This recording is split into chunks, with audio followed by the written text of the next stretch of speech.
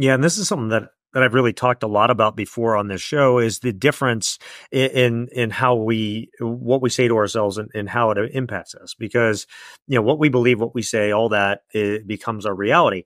And so what a lot of people will do is they'll go down a path and then they'll say, that can't be done, or I can't do that, or I don't have, and whatever, right?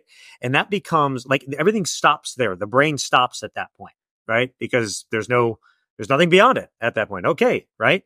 But the mere act of asking how, as you kind of said, it activates the creative side of the brain. So your brain starts thinking, well, like, is it possible to do this? Or maybe it can be done this way, and so on and so on. And then you start working through figuring out how to do it. So just you took us through those questions are perfect, but just even asking, how could this be possible? Right? It opens up a whole new world of possibilities to us. While we're on kind of that, you kind of delved into the subject of neuroscience, and that's where a lot of this stems from. Talk to us a little bit more about neuroscience and our minds, right? What else should we know about how the mind works and how, I think awareness is the catalyst to change for anyone, right? So what should we be aware to about how our brain works and, the tricks it plays on us and all that stuff so that we can combat it, if you will? Yeah, I love this question. I think that having a foundation of neuroscience is so empowering and so important, right? We go to school, and if you're in the US, you learn, the 13th president of the United States in a physics equation that you're probably never going to use. And what you don't learn is how your brain works and how you develop your belief systems, right? So there's 3 parts of the brain that I think are really important. There's 2 that are the most important for the purposes of our kind of little neuroscience lesson. The first one is your prefrontal cortex. This is logic and reason and rationalization and willpower. This is the part of your brain that dreams and visions and plans, right? If you meal prep or go to the gym, this is the part of your brain that gets you there. Now, this part of the brain is incredibly valuable and bright. Unfortunately, it's about 5% of our brain power, right? It's about 5% of our brain power. Our amygdala is our emotional brain.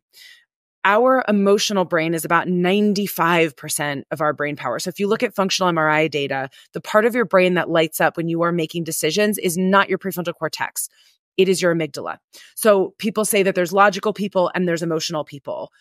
Maybe, but from a decision-making point of view, they are exactly the same, exact same brain activity. We all make emotional decisions, and some people are more adept at using logic to explain their emotional decisions. But for anybody who is in sales or has studied sales, or for a lot of you entrepreneurs, you understand there is only emotional decisions that are justified and rationalized using logic. So the challenge with your amygdala is that the belief systems that drive your amygdala are typically locked in by the age of 7. That is a huge deal. If you've ever felt like there is a 7-year-old driving your car, it is because there is, right? So the belief systems about what's possible, about how things work, about who you are, your worth, your value, the possibilities that are on the table for you, those belief systems are typically locked in by the age of 7. And so what happens is, as an adult, we're trying to make decisions. Should I delegate this or not? And if your brain, right, is being driven in those moments by your amygdala, and you have a belief that you have to do things by yourself, or what makes you worthwhile is being independent, or that people are unreliable, you are not going to make the decision that's best for your business. You are going to make the decision that makes sense to an incredibly underdeveloped brain.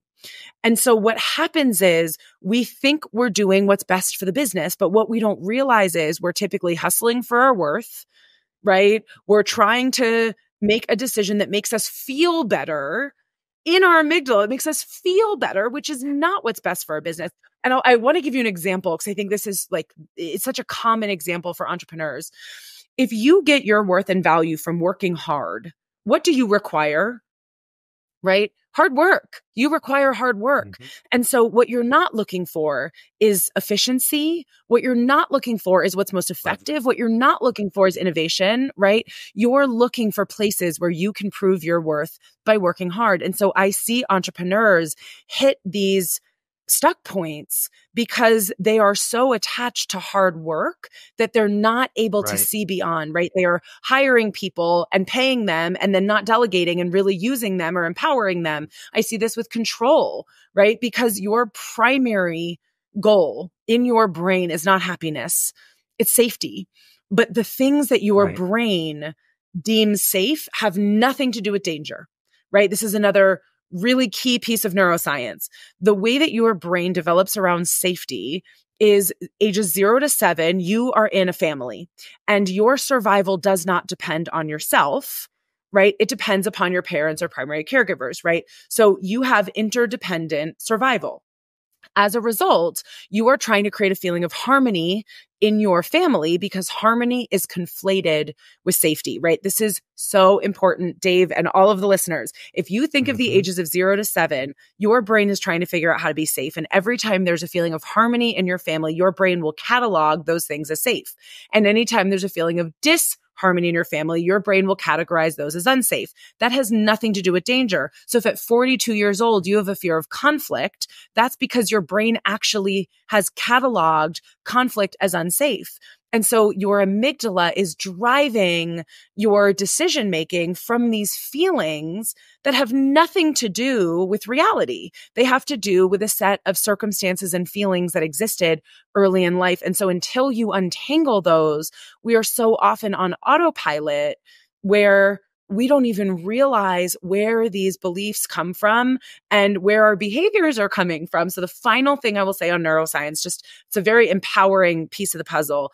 Our hippocampus is responsible for learning. But in terms of memory, like where we store memories, there is nowhere in the brain that actually stores memories. What does that mean? Every single time we remember something, we remember it differently. Memory is a number of associations. It's not a thing that's stored. And what that means is our memories are malleable. The more we change our relationship to our stories and our memories, the more empowered we become.